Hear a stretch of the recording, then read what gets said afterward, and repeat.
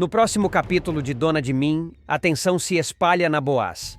Jacques, dominado pela própria arrogância, assume os prejuízos financeiros causados por Peter e Nina, mas transforma a crise em arma política para atacar Samuel.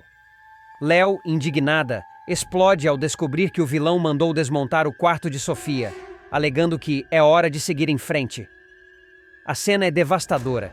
Fotos no chão, brinquedos quebrados e o silêncio que precede o choro de revolta da jovem.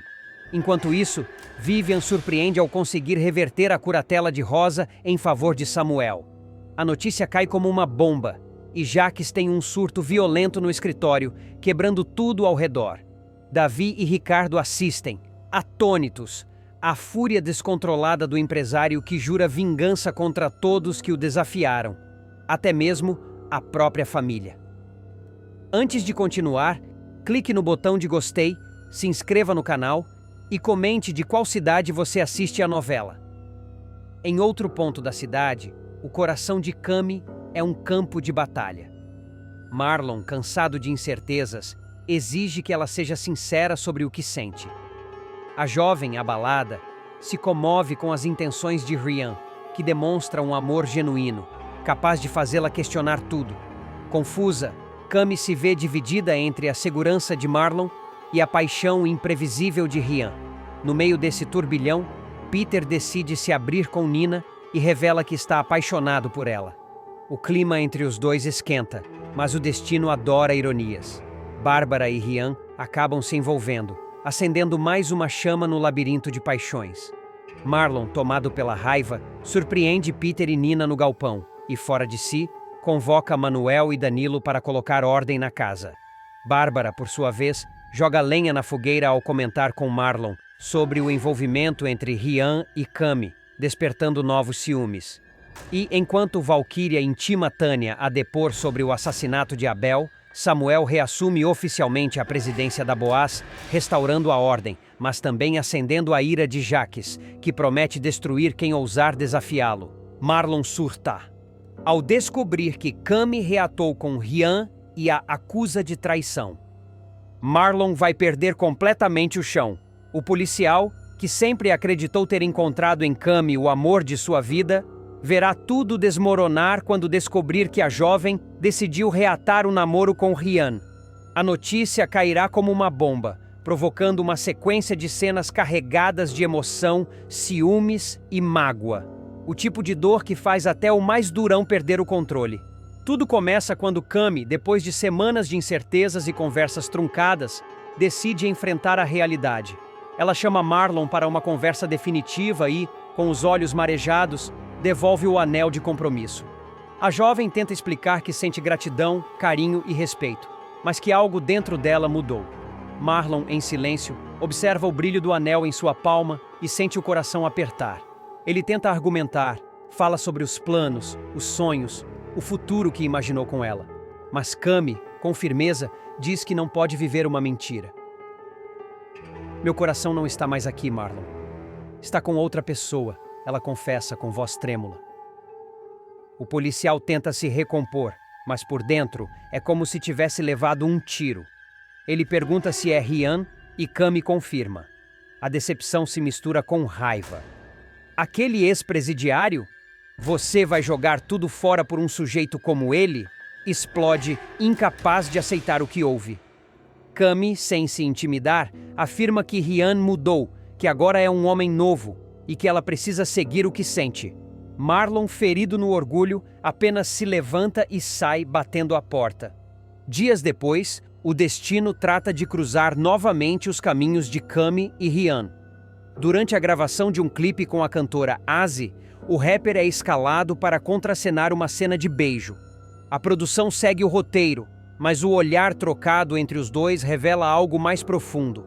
Cami, que assiste a gravação de longe, sente o coração disparar. O ciúme toma conta, misturado à lembrança dos momentos que viveu com Rian. Quando o diretor grita, "Corta!", Rian percebe a presença dela e se aproxima. O reencontro é tenso, carregado de emoções não resolvidas. Eles conversam, falam sobre os erros, sobre as mágoas e percebem que, apesar de tudo, ainda existe amor. Rian segura as mãos dela e diz: Eu tentei te esquecer, Cami, mas toda a música que eu escrevo tem o teu nome escondido nas rimas. Ela tenta resistir, mas os olhos já denunciam a entrega. O beijo acontece ali, intenso, sem testemunhas além do vento e das câmeras desligadas. Em seguida, Rian a convida para tentar de novo. E mesmo receosa, Cami aceita. Logo, os dois voltam a ser vistos juntos pela vila. Mãos dadas, risadas, trocas de olhares cúmplices. O amor renasce, mas a notícia se espalha rápido e chega aos ouvidos de Marlon. Ele, que vinha tentando seguir em frente, sente o golpe como uma punhalada no peito. Ao ver o casal juntos em público, perde o controle. O olhar de Cami cruza com o dele e o clima fica pesado. O silêncio de segundos é mais ensurdecedor que qualquer grito. Marlon passa a noite em claro. No dia seguinte, desabafa com Jussara, que tenta consolá-lo com palavras duras, mas bem intencionadas. Mulher que troca de amor como quem troca de roupa não te merece, meu filho, diz ela, tentando mascarar o rancor. Mas por dentro, Jussara está com ódio de Cami e promete dar um jeitinho de fazê-la pagar. Na manhã seguinte, a fofoca corre solta pela vizinhança. Cami aparece na calçada conversando com Rian e Jussara surge do nada, mangueira em punho, despejando um jato d'água sobre a jovem. Isso é para lavar a vergonha da cara, grita a mulher enquanto Rian tenta apartar. A cena atrai olhares, risadas e comentários maldosos. Cami, encharcada e humilhada, tenta se afastar, mas Jussara continua provocando. A confusão só termina quando Marlon chega. Ele puxa a mangueira das mãos da mãe e, furioso, leva Cami para dentro de casa. Lá, o clima explode de vez. O policial, transtornado, exige saber desde quando a traição começou.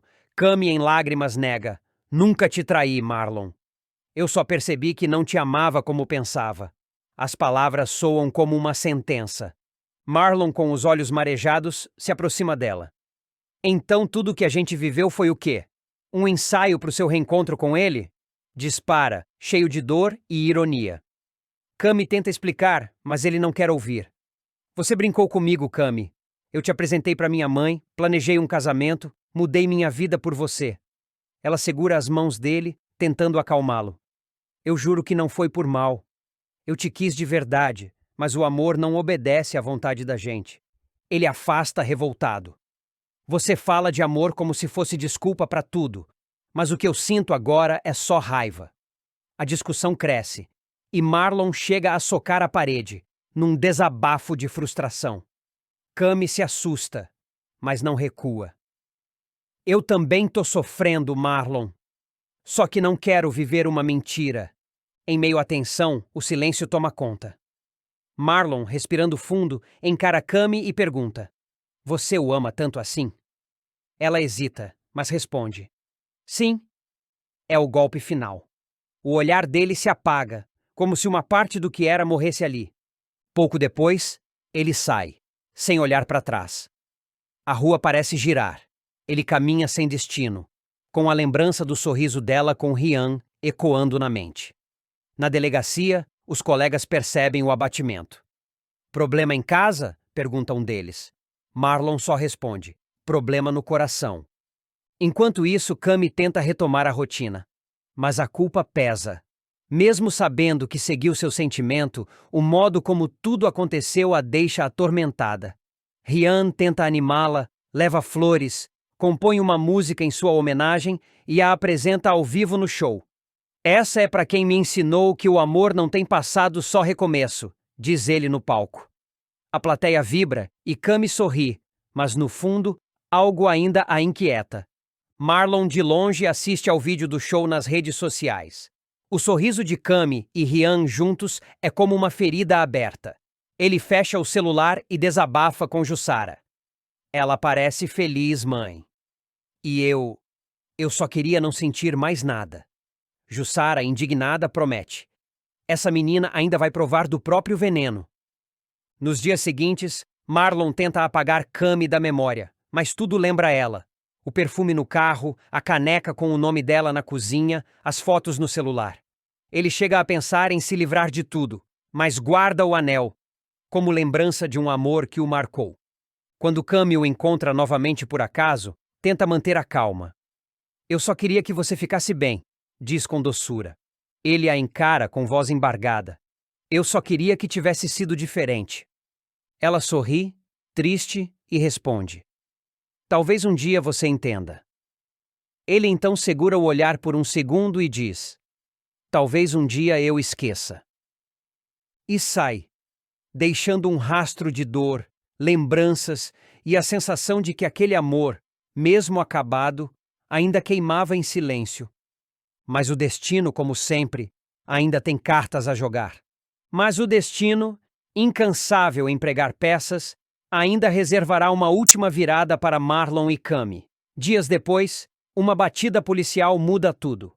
Marlon é designado para uma operação na comunidade onde Rian grava um novo videoclipe. E o reencontro acontece em meio ao caos. Sirenes, correria, gritos. Rian tenta proteger um grupo de jovens que filmavam o clipe quando um dos policiais, exaltado, o confunde com um suspeito armado.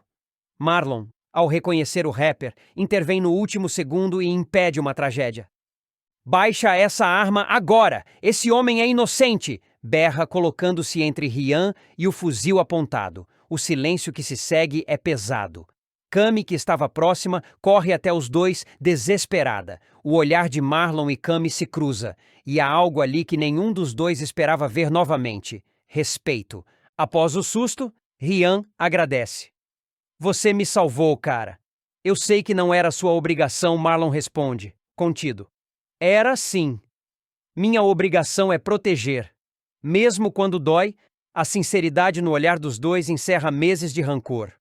Cami, com lágrimas nos olhos, apenas sussurra. Obrigada.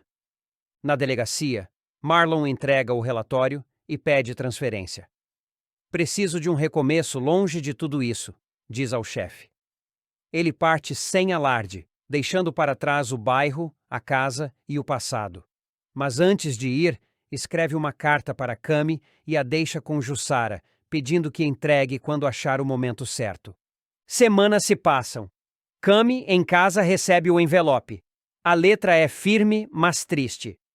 Cami, eu precisei aprender que o amor nem sempre é sinônimo de posse. Te amei de verdade e talvez por isso precise te deixar livre. Desejo que o Rian te faça feliz como eu tentei. O tempo vai curar o que sobrou aqui. Cuida bem do teu coração. Ele é bonito demais para se perder de novo. Abel vai reaparecer para atormentar Jaques, transformando o vilão em um homem dominado pelo medo. A presença do irmão morto será como uma sombra constante, corroendo sua mente e trazendo à tona a culpa que ele tenta esconder atrás da fachada de empresário exemplar. Jaques começará a se comportar de forma estranhamente mansa diante da família. Ele se fará de bonzinho, quase solícito, participando de conversas em tom baixo, fingindo paciência com situações que antes despertariam sua fúria. Esse comportamento, no entanto, não passará despercebido por Samuel. O mocinho, atento, estranhará a mudança repentina do tio e decidirá confrontá-lo diretamente, sem medo. Em uma cena carregada de tensão, Samuel voltará a acusar Jaques de ter envolvimento na morte de Abel. O vilão, na maior cara de pau, se fará de injustiçado, dizendo que jamais faria mal ao próprio irmão e que não tinha motivos para acabar com a vida dele. Fingirá até se emocionar, colocando a mão no peito, como se estivesse sofrendo por ser acusado. Samuel, irritado com a hipocrisia, quase perde o controle, mas resolve se retirar sem prolongar o confronto. Afinal, não tem provas suficientes. Ao sair, ouvirá o tio aos berros dentro da sala. Gritos que não faziam sentido, já que ninguém mais estava ali. O tormento começará quando Jaques, sozinho, ouvir passos em sua casa no meio da noite. Ele acreditará que se trata de Davi ou de algum empregado, mas ao acender as luzes, verá apenas o vazio dos corredores. Nervoso, beberá uísque para se acalmar. Mas os ruídos se intensificarão. Portas batendo sozinhas, janelas rangendo, a voz de Abel ecoando em sussurros. Certa madrugada, o vilão pegará no sono e terá um pesadelo perturbador. Abel surgirá diante da sua cama, imóvel, com um olhar frio e acusador. A simples presença do irmão morto o deixará em pânico. Jacques, em desespero, jogará um travesseiro contra a assombração, mas o objeto atravessará o corpo espectral de Abel e cairá no chão. O fantasma, imperturbável, soltará uma risada baixa e provocativa. "Você achou que eu ficaria em silêncio, Jacques?" dirá Abel com voz grave. "Eu voltei, e você nunca mais terá paz." O vilão gritará, suando frio, tentando expulsá-lo. "Sai daqui! Você não existe! Você está morto!" Mas o espírito permanecerá, repetindo frases enigmáticas, lembrando Jacques do crime e dos momentos finais antes da tragédia. O empresário tentará se agarrar à razão, mas cada palavra de Abel soará como um golpe, expondo o medo que ele tenta disfarçar de todos. O pesadelo chegará ao fim de forma abrupta quando Davi aparecer no quarto. O jovem, ao ver o novo pai se debatendo e gritando enquanto dormia, o acordará imediatamente. Ao abrir os olhos, Jacques estará em choque, respirando com dificuldade, completamente transtornado. Davi perguntará o que houve, mas o vilão, ainda atordoado, dirá apenas que foi um sonho ruim. O rapaz, no entanto, ficará intrigado. Desde que passou a conviver com Jacques, nunca o tinha visto tão fragilizado. Davi comentará com Samuel, sem dar muitos detalhes, reforçando a desconfiança que o mocinho já nutria. Mesmo desperto, Jacques não terá descanso. Em cenas posteriores, ele verá reflexos de Abel nos espelhos, ouvirá o tilintar de copos caindo sozinhos e até sentirá o toque gelado de uma mão em seu ombro. A cada aparição, o fantasma do irmão surgirá mais ameaçador, lembrando-o do sangue derramado, da traição e insinuando que a verdade está prestes a vir à tona. Em um jantar de família, enquanto todos conversam normalmente, Jacques terá outra visão. No canto da sala, entre as sombras, Abel estará sentado, imóvel, com o mesmo olhar acusador. O vilão deixará o garfo cair do prato completamente pálido, enquanto tenta disfarçar a presença do fantasma. Samuel perceberá o comportamento estranho e questionará se está tudo bem. Jacques fingirá uma dor de cabeça para sair apressado da mesa, deixando todos confusos. Apesar do medo crescente, Jacques continuará tentando se mostrar generoso. Oferecerá presentes a Rosa, dirá palavras doces a Léo, tentará se aproximar de Samuel e Davi como se fosse um homem arrependido. Mas os pesadelos e aparições do irmão morto corroerão cada vez mais sua máscara. À noite, ele se trancará no escritório, beberá compulsivamente e falará sozinho, implorando para que Abel o deixe em paz. O contraste entre sua imagem pública e seu tormento privado se tornará cada vez mais evidente. Samuel começará a notar as inconsistências. Por um lado, um tio amoroso e atencioso. Por outro, um homem nervoso, cheio de lapsos e reações desproporcionais. As provocações não pararão por aí. Abel começará a aparecer nos sonhos de Jacques em cenários específicos. No escritório da Boaz, no carro que ele dirige, até no túmulo onde foi enterrado. Em cada um desses momentos, o fantasma repetirá frases que ecoam como profecias. A verdade sempre encontra o assassino. Você pode enganar todos, menos a sua própria consciência. Samuel já sabe, Jacques, e logo todos saberão. O vilão acordará cada vez mais transtornado, incapaz de distinguir realidade de pesadelo. Seu rosto cansado chamará esta atenção de todos, mas ele dirá que está apenas sobrecarregado com os negócios. Com o passar dos dias, Jacques começará a perder o controle da própria mente. Ele se verá rodeado pelo fantasma de Abel em momentos cada vez mais inesperados. Ao abrir a porta do carro, verá o reflexo do irmão no retrovisor.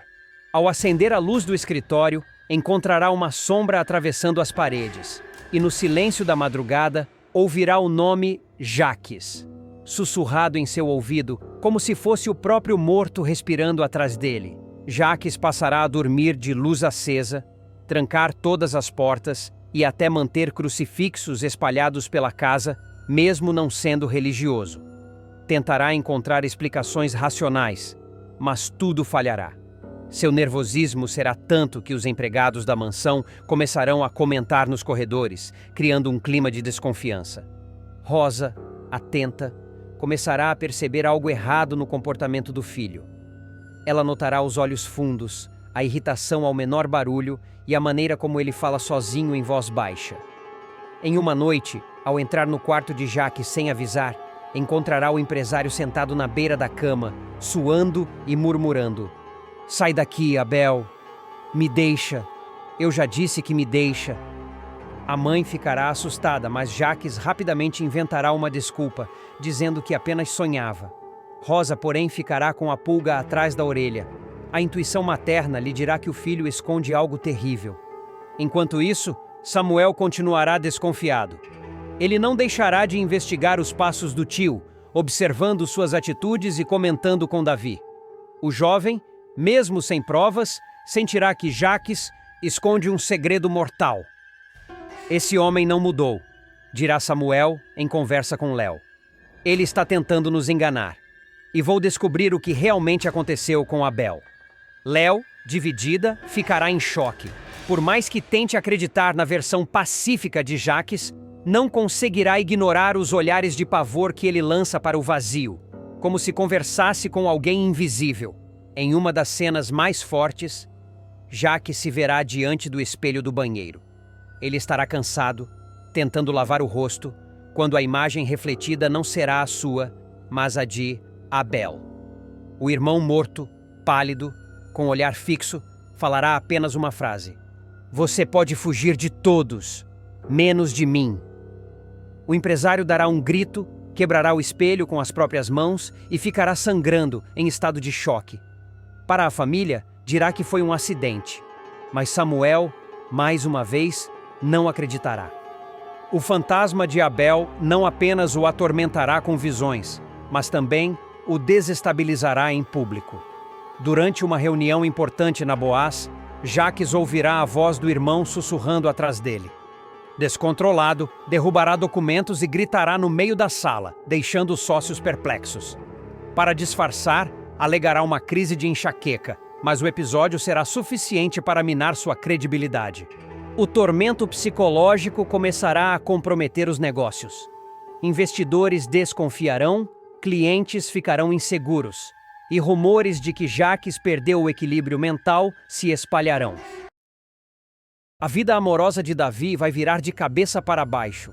O playboy, acostumado a viver entre festas, caprichos e romances superficiais, terá o coração surpreendido de uma forma que nunca imaginou.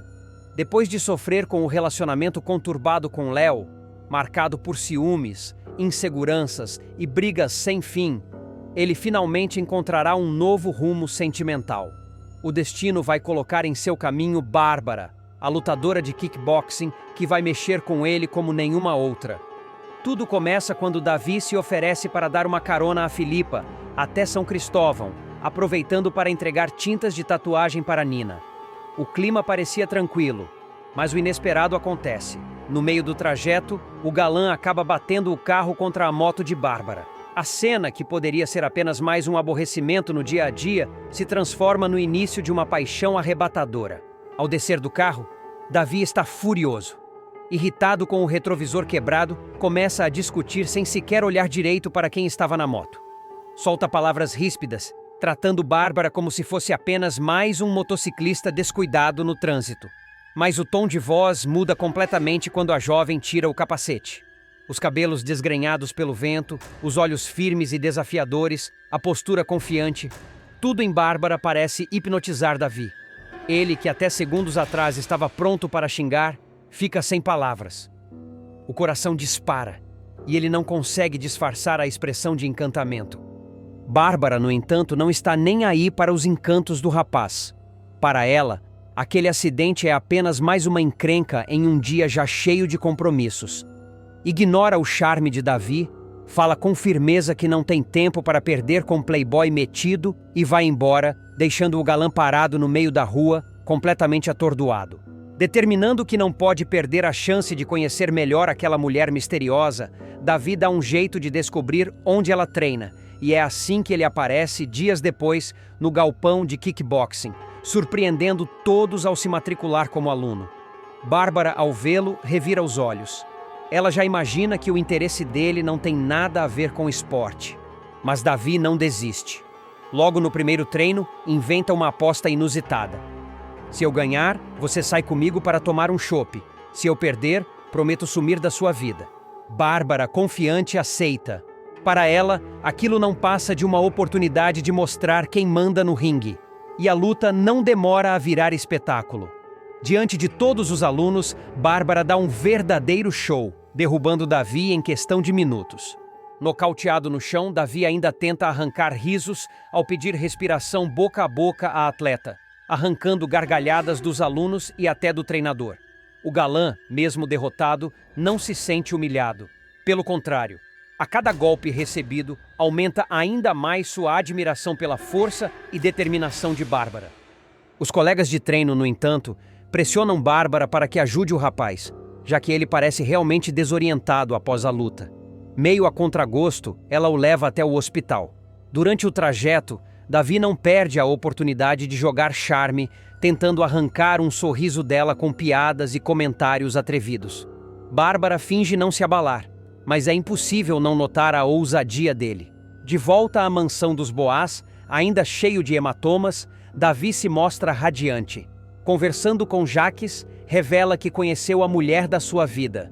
O tio, irônico, debocha. Mulher da sua vida? Você mal sabe o nome dela, Davi. Mas o rapaz está convicto.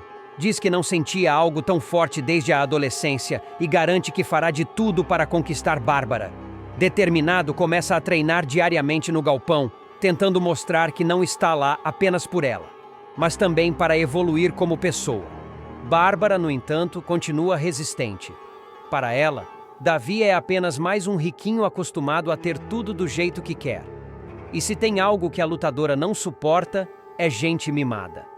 Ela faz questão de manter distância, evitando dar qualquer sinal de interesse. Mas, ao mesmo tempo, não consegue deixar de perceber que o rapaz, apesar de desastrado, demonstra uma certa sinceridade em suas tentativas de aproximação. Em cenas cheias de humor, Davi tenta participar dos treinos, mas apanha de todos os colegas, tropeça nos equipamentos, erra os golpes mais simples e acaba virando motivo de chacota. Ainda assim, ele não se intimida. A cada queda, levanta mais determinado, sempre com os olhos fixos em Bárbara. Davi, por sua vez, continua insistente.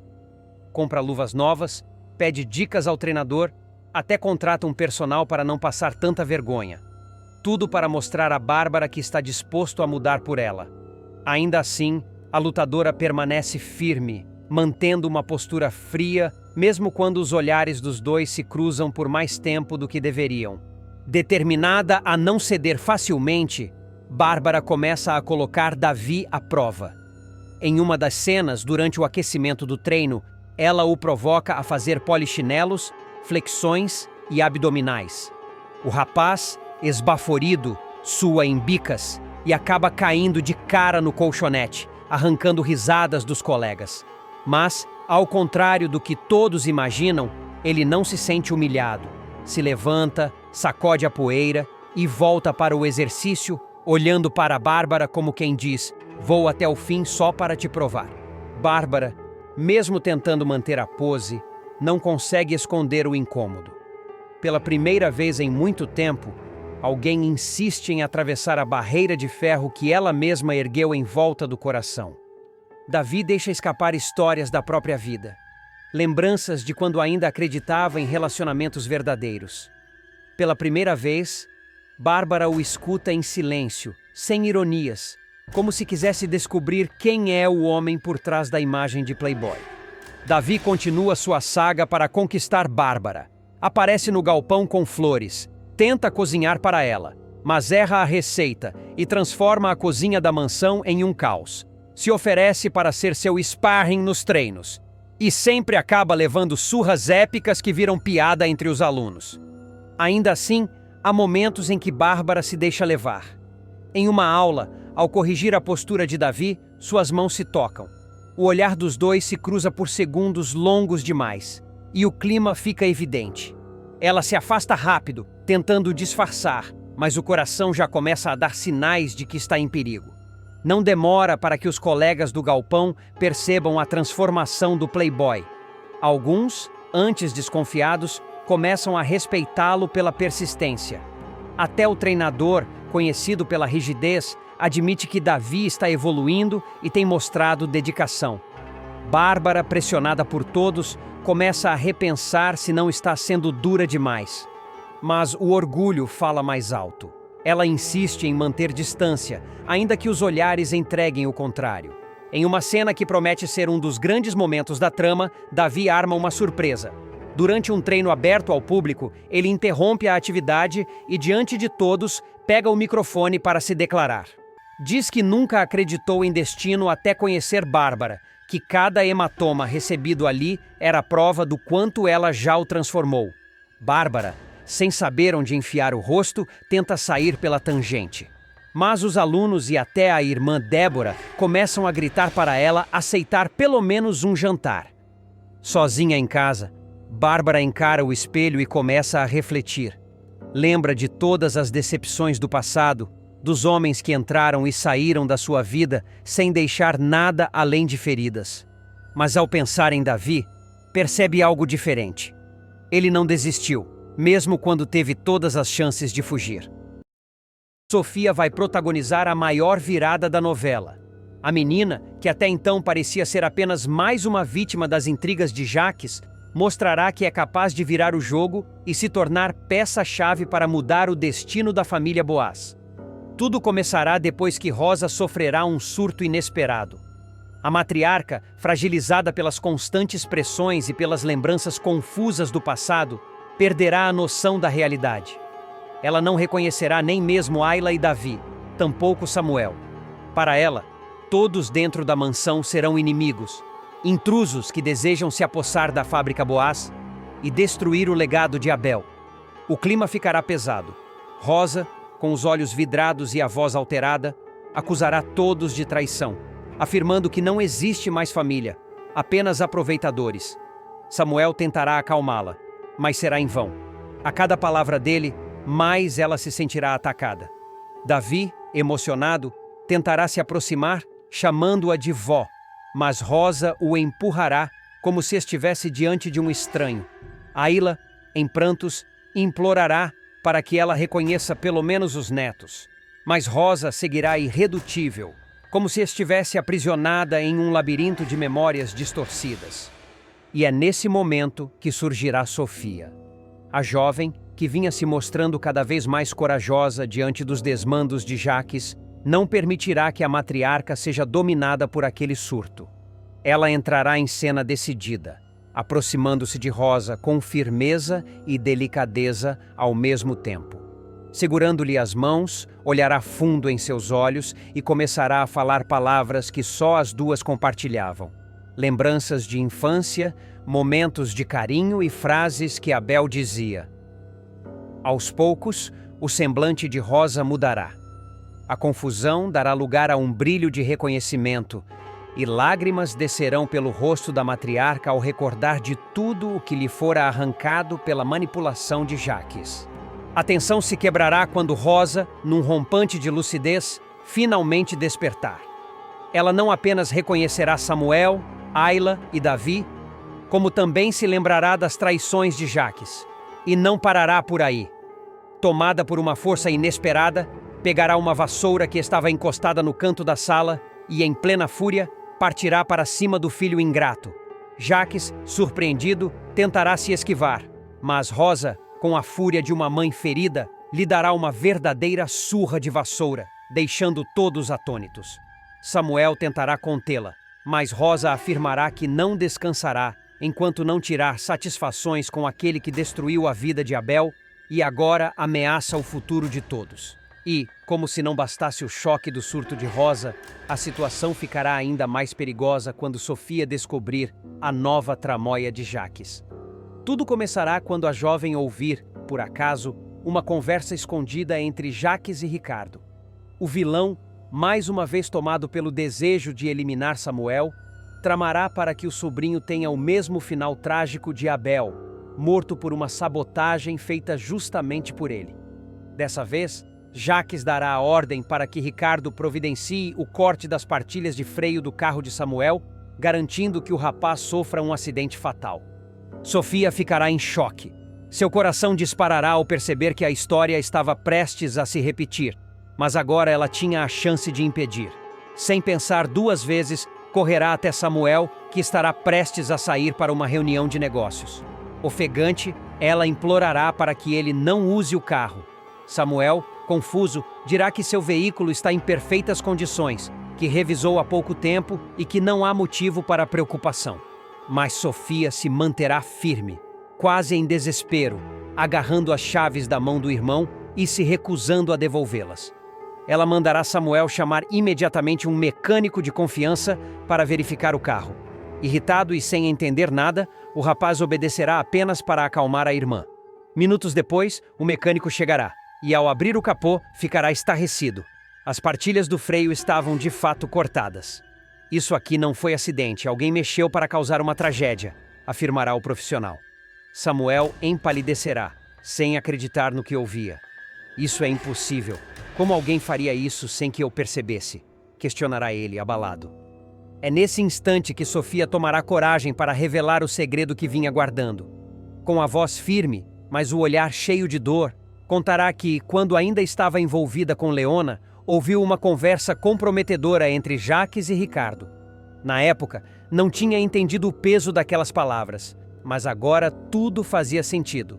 Ela explicará que Jaques planejava repetir com Samuel a mesma sabotagem que usou contra Abel, garantindo que o sobrinho tivesse um final trágico. Samuel ficará paralisado. O impacto da revelação será devastador. Ele compreenderá, enfim, que a morte de seu pai não fora um acidente, mas sim fruto da crueldade de Jaques. E o que mais o chocará será perceber que o mesmo destino estava preparado para ele. Sofia, por sua vez, mostrará maturidade ao confessar que não podia mais ficar em silêncio, pois o risco era grande demais. Eu não podia deixar o que aconteceu com o tio Abel se repetir com você, Samuel.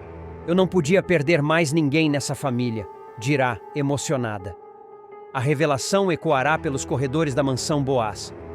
Rosa, ao ouvir tudo, reforçará sua indignação contra Jaques. A matriarca, já recuperada do surto, sentirá que finalmente as máscaras caíram. Jaques, encurralado, tentará se justificar, acusando Sofia de estar inventando tudo para protegê-la. Mas o olhar de todos mostrará que ninguém mais acredita em suas manipulações. O clima de guerra estará instaurado dentro da mansão. A cada capítulo, os laços familiares serão testados, e a verdade sobre a sabotagem que ceifou a vida de Abel virá à tona com força ainda maior. Samuel. A fúria de Rosa crescerá ainda mais quando confirmar, pelos próprios olhos, a tentativa de Jaques contra Samuel. A matriarca, decidida, não aceitará mais desculpas nem manipulações. Você matou meu marido, quis matar meu filho e agora tenta acabar com o meu neto. Eu não vou permitir, Jaques. Não vou! Gritará ela, empunhando a vassoura como se fosse uma espada de justiça. O silêncio pesado será quebrado por Sofia, que tomará a palavra diante de todos. Chega de mentiras, chega de medo. Eu vi e não vou mais ficar calada.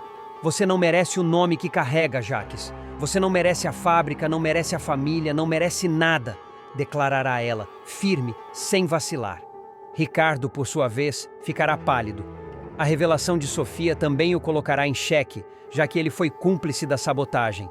Tentará se afastar, alegando que só seguia ordens, mas Samuel se voltará contra ele com o mesmo peso de indignação que já dirige a Jaques.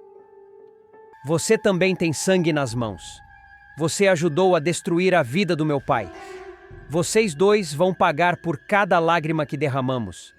E nesse momento, Rosa, tomada de emoção, reunirá forças que pareciam ter desaparecido com a idade. De pé, diante de todos, proclamará que a Boaz não pertencerá mais a Jaques. Essa fábrica foi construída com suor, com sangue, com sacrifício. Não vou deixar que ela seja manchada por mais traições. A partir de hoje você está fora, Jaques. fora da minha casa, fora da Boaz, fora da nossa história.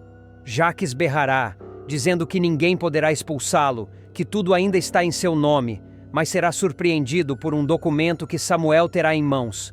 A procuração assinada por Rosa, ainda antes do surto, dando plenos poderes ao neto para decidir em nome da família. O embate será definitivo. A tensão se converterá em uma atmosfera de julgamento público, com cada personagem expondo sua dor, suas feridas e suas verdades. Jaques, acuado, não terá mais onde se esconder. E Sofia, ao lado de Rosa e Samuel, mostrará que a nova geração está pronta para resgatar não apenas a memória de Abel, mas também o futuro da Boaz.